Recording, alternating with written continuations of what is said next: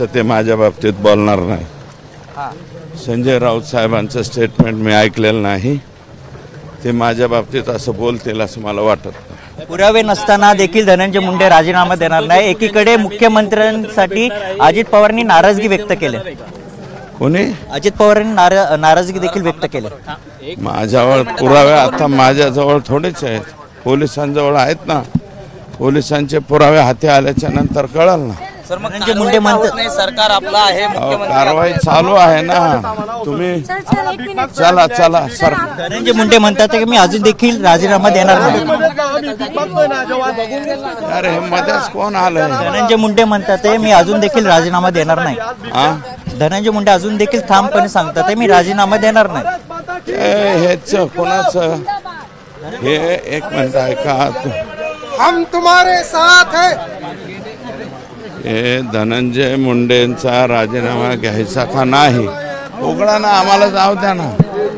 अहो दरवाजा उघडा ना. तुम्ही बाजूला व्हा ना.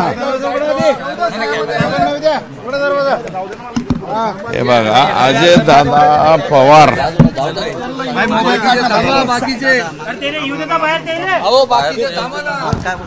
चला पुढं पुढं पुढं. धनंजय मुंडे अजून देखील राजीनामा देणार. जाऊ द्या, त्यांचा राजीनामा द्यायचा का नाही, घ्यायचा का नाही हे अजितदादांच्या हातात आहे. आमच्या काय हातात? मुख्यमंत्र्यांचा काय संबंध आहे? पक्ष त्यांचा वेगळा, आमचा वेगळा. असं म्हटलं की वाल्मिक कराड यांची मोठी प्रॉपर्टी आहे.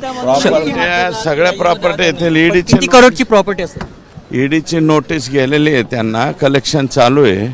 1000 करोडच्या वरती जाणार. पण नैतिकता म्हणून तरी आता मुंडेंनी राजीनामा द्यायला हवा. काय वाटतं आपल्याला? नैतिकतेची त्यांची गाठ आहे का?